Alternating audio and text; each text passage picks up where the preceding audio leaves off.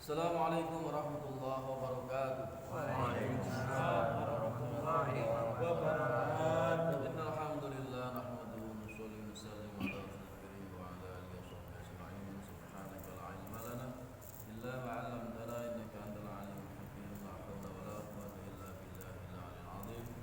Allahumma faqqihna fid din wa 'allimna at-ta'wil. Bapak jamaah Masjid Ar-Rayyan kajian ba'dal asar yang dimuliakan Allah Subhanahu wa taala, alhamdulillah kita bersyukur kehadirat Allah Subhanahu wa taala pada sore hari ini kita dapat melanjutkan kajian kita mengenai masalah salat dan masalah puasa. An Ubadah bin Samit radhiyallahu anhu anna Rasulullah dari Ubadah bin Samit radhiyallahu anhu, semoga Allah meridainya, bahwa sesungguhnya Nabi sallallahu alaihi wasallam bersabda,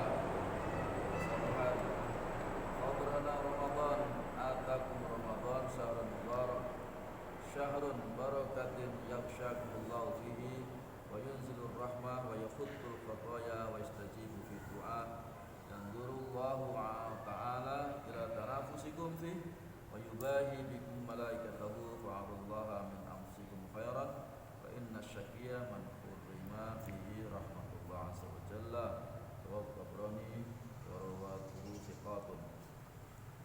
Dari Ubadah bin Samit radhiyallahu anhu, baginda Nabi sallallahu alaihi wasallam bersabda pada suatu hari menjelang bulan Ramadan. Nabi bersabda ketika menjelang bulan Ramadan, atakum Ramadan, telah datang kepadamu bulan Ramadan, yaitu syahrul barakatin, yaitu bulan keberkahan. Bulan keberkahan. Bulan Ramadan adalah bulan keberkahan. Ya. Kemudian yakshakumullahu fihi, Allah Subhanahu wa taala telah memperhatikan kamu dengan menurunkan rahmat. Yang fayunzirur rahmata, Allah menurunkan rahmat, ya. Allah menurunkan rahmat. Namun rahmatnya enggak hadir. Rahmatnya enggak datang, ya. Wa yakhuttul khataya, dan menghapuskan dosa-dosa. Jadi bulan Ramadan itu adalah bulan Allah menghapuskan dosa-dosa hambanya. Wa yastajibu fi du'a, dan Allah mengkabulkan doa-doa. Allah mengabulkan doa-doa. Itu bulan Ramadan. Kabulkan doa-doa. Yanzurullahu ta'ala ila tanafusikum, dan Allah membangga-banggakan kamu kepada malaikat-malaikatnya, ya. Maka tunjukkanlah, yanzurullahu ta'ala ila tanafusikum, tunjukkanlah perlombaan-perlombaan kamu di bulan Ramadan. Jadi bulan Ramadan adalah bulan perlombaan. Lomba, maka perlombaan tunjukkan, ya. Perlombaan apa? Perlombaan taat kepada Allah sholat jamaah, ya, jangan ketinggalan. Berlomba untuk sholat tarawih, jangan sampai telat. Berlomba khatam Al-Quran di bulan Ramadan. Berlomba memberikan sedekah untuk orang yang berbuka puasa. Berlomba zikir, berlomba nolong orang dan sebagainya. Itu adalah perlombaan-perlombaan yang dilombakan di bulan suci Ramadan.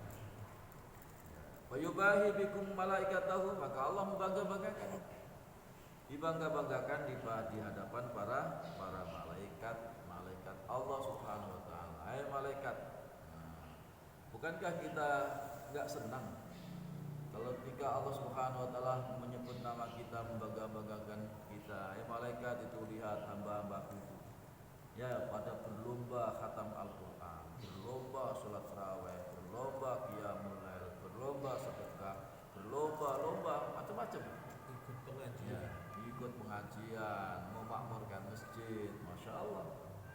Itu di bulan Ramadan, itu Allah Subhanahu wa taala, ya, bangga-banggakan di hadapan para malaikat. Kenapa? Karena dulu ketika Allah Subhanahu wa taala mau menciptakan manusia, itu malaikat, ya, mengatakan, ya Rabb, ya, apakah engkau membuat manusia yang akan membuat kerusakan di muka bumi ini. Ya.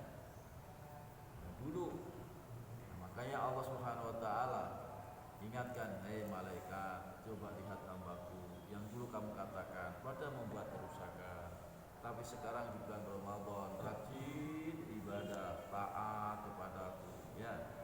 Tuh pada tadarusan di masjid sampai malam baru pulang. Pada sholat tarawih ya berdesak-desakan. Ya. Berdesak-desakan. Tanggal 1 sampai tanggal 7 penuh sampai luar-luar masjid sana. Ya, nanti kalau sudah sampai tanggal 10 hari itu mulai sopnya maju. Loh itu kalau kita lihat itu enggak di sini aja. Hampir masjid di mana-mana itu begitu. Kalau sudah mulai tanggal 10 ke atas, tanggal 15 ya 20 ya syukur-syukur separuh masjid. Itu kenapa? Itu menjadi budaya, kebiasaan itu enggak bisa dirubah-rubah ya. Apalagi kalau sudah mau tanggal 21 sampai mau lebaran, ibu-ibu sibuk bikin kue.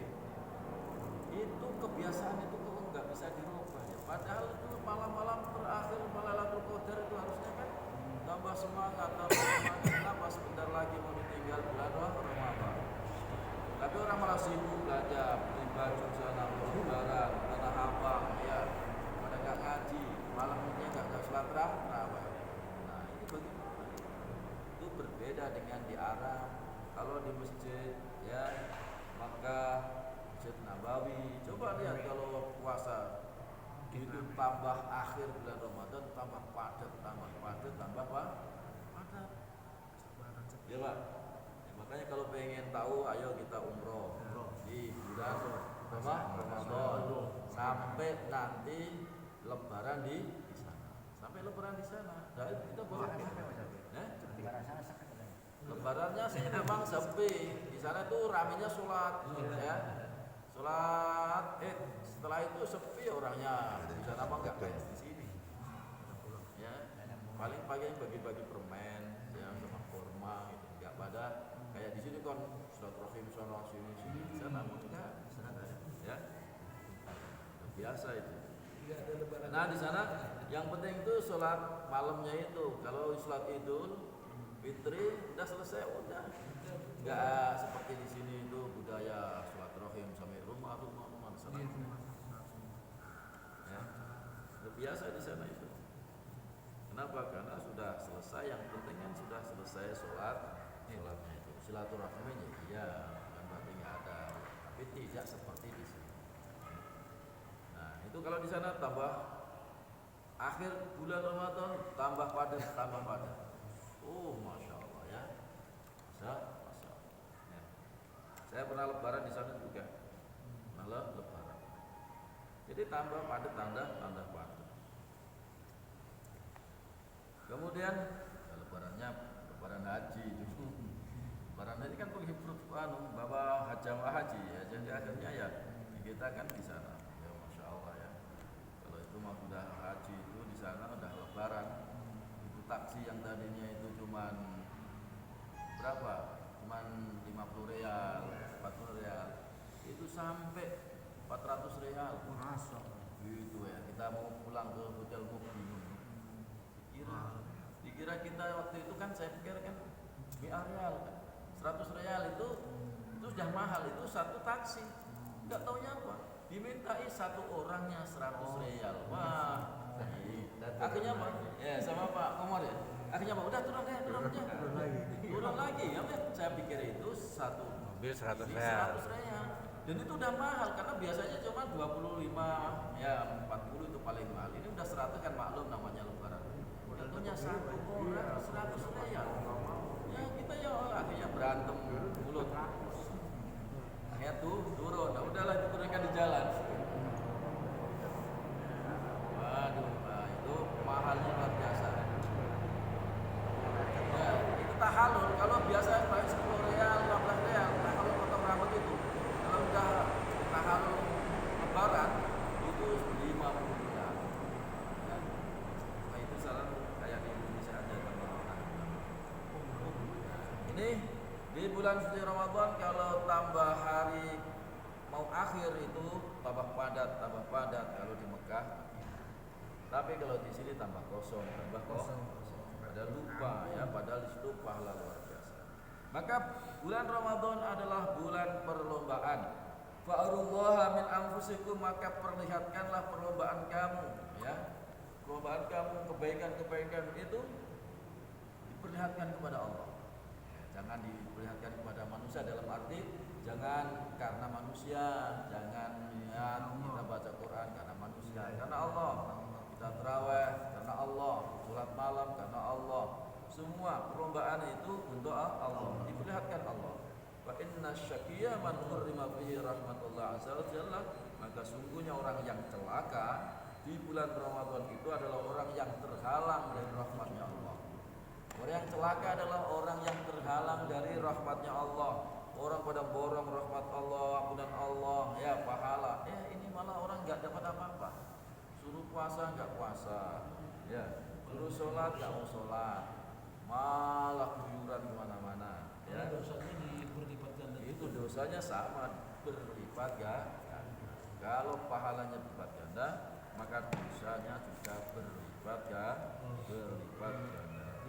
Ya, makanya kita nanti bulan suci Ramadan ini harus sungguh-sungguh. Sebentar lagi kita akan memasuki bulan suci Ramadan. Ya, mudah-mudahan kita semuanya bisa menyambut bulan suci Ramadan dengan pertama kita siapkan mental. Ya, kenapa menghadapi ujian-ujian di bulan suci Ramadan itu berat? Kenapa? Karena memang orang lapar, biasanya banyak godaan, sedikit-sedikit emosi, marah karena lapar. Coba perlihatkan nanti, puasa pertama aman, kedua setengah, udah tanggal 20 ke sana itu coba nanti ada orang berantem. Enggak tahu itu. Jadi kita kadang sering menyaksikan orang sudah puasa tapi sudah mau akhir bulan suci Ramadan, itu berantem. Masjid lagi. Nah, itu karena ujiannya berat, maka kita siapkan mental. Ya, harus sabar, karena sabar di dalam bulan puasa itu adalah pahalanya surga. Nah, yang kedua, siapkan fisik kita, kesehatan kita dijaga, dipelihara untuk menyambut bulan suci Ramadan. Yang ketiga, sucikan hati kita dari dengki, hasad, iri hati, dendam segala macam, dan juga bersihkan dari hutang-hutang kita. Jadi kalau bisa bulan suci Ramadan jangan punya hutang. Ya. Lunasi. Nah, kalau itu masalahnya, kita mau masuk bulan suci itu disucikan semuanya, jangan ada kita masuk. Ya, dilunasin semuanya, lunasin. Utang-utang buat lebaran. Ini malah ngambil motor nyicil, malah utang lagi ya. Malah bikin beban. Bersihkan hutang-hutang semuanya, sehingga tidak ada hubungan dengan manusia hutang-hutang.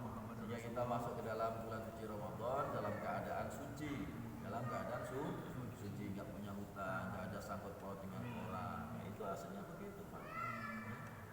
Kenapa? Kalau kita mati misalnya sudah nggak punya hutang, itu aman. Walaupun mati di bulan suci Ramadan, tapi kalau hutangnya numpuk, nah itu masih bermasalah. Ya enggak lah, yang dihapus itu kan bukan hutang, hutang itu hakul adami. Nah kalau dihapus mau tinggal hutang banyak, nanti mati dihapus karena matinya di bulan suci Ramadan. Enggak, ya kalau hutang tetap hutang. Jangankan di bulan Ramadan. Orang yang mati syahid saja, Nabi bersabda orang mati syahid itu kan masuk surga, kecuali orang yang masih punya hutang. Kalau masih punya hutang masih ditunda dulu sampai dilunasi hutang. Kalau saudaranya pada tahu kalau nggak tahu. Nah itu makanya suruh tulis. Kalau punya hutang tulis, saya hutang dengan simpulan 1M, tulis. Masya Allah. Nanti kalau mati dibayar dari apa? Dari harta tinggalannya. Tapi kalau enggak, wah itu celaka itu. Ya. Kecuali yang dihutangi itu adalah saya ikhlaskan. Nah itu baru selesai. Ya. Baru selesai. Hutang itu luar biasa itu. Ya. Ketika ada seorang yang mau disolati Nabi, kata Nabi, punya hutang enggak? Punya ya Rasulullah. Akhirnya apa? Kalau gitu aku enggak solati kamu. Karena Nabi sholat itu, orang itu sholat Nabi itu surga. Ya. Surga. Padahal saya masih punya utang. Akhirnya apa? Salah satu sahabat, saya ya Rasul yang nanggung utangnya ini. Baru mau Nabi, baru mau nyolati. Setelah disolati selesai, kemudian beberapa hari Nabi tanya, kamu nanggung utang udah kamu bayar belum? Belum ya Rasulullah. Maka Nabi katakan orang itu masih dibakar di dalam panasnya, ya. Di dalam kubur dia masih dibakar. Artinya dia masih merasakan penderitaan. Nah, terus waktu itu terakhirnya apa? Gak lama dilunasi. Kemudian dibayar, kemudian kata Nabi, sekarang dia sudah aman dari panasnya, ya ada kubur. Wah, ngeri kan? Ngeri. Dan itu kalau yang nggak dilunas sampai hari kiamat. Makanya orang yang punya hutang-hutang ini hati-hati ya, apalagi hutangnya itu kok triliunan, wah teman malahnya ratusan juta, itu ngeri ya. Makanya kalau bisa itu jangan sampai kita punya hutang. Ya. Bagus kalau kita nggak punya hutang, insya Allah. Wallahu a'lam bishawab. Mudah-mudahan taklim kita Allah berkahi dan Allah berikan kekuatan untuk dapat kita amalkan dan kita sampaikan. Sallallahu